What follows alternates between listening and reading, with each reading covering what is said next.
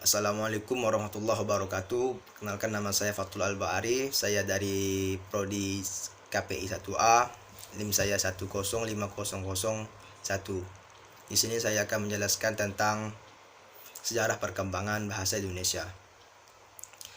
Bahasa Melayu sebagai pendahulu bahasa Indonesia digunakan sebagai bahasa pengantar, lingua franca, atau perdagangan antara perdagangan dari suku yang berbeda di Nusantara.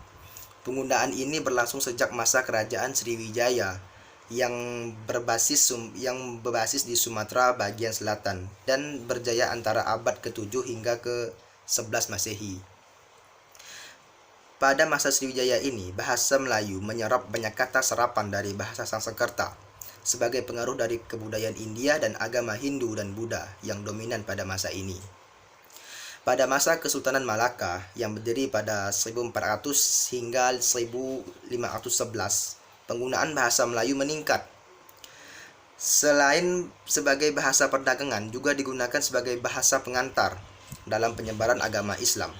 Pada masa ini, kata serapan dari bahasa Arab masuk ke dalam bahasa Melayu.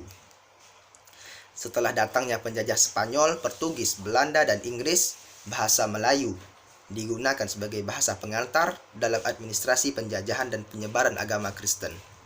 Dalam masa ini, bahasa Melayu menyerap kata serapan dari banyak bahasa, yaitu Spanyol, Portugis, Belanda, dan Inggris. Secara tidak langsung, bahasa Melayu juga banyak menyerap kata dari bahasa Yunani dan Latin dari bahasa Eropa tadi.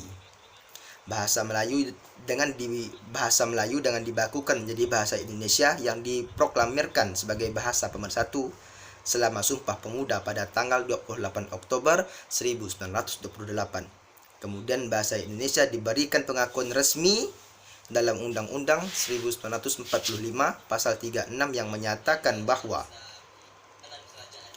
bahasa negara ialah bahasa Indonesia.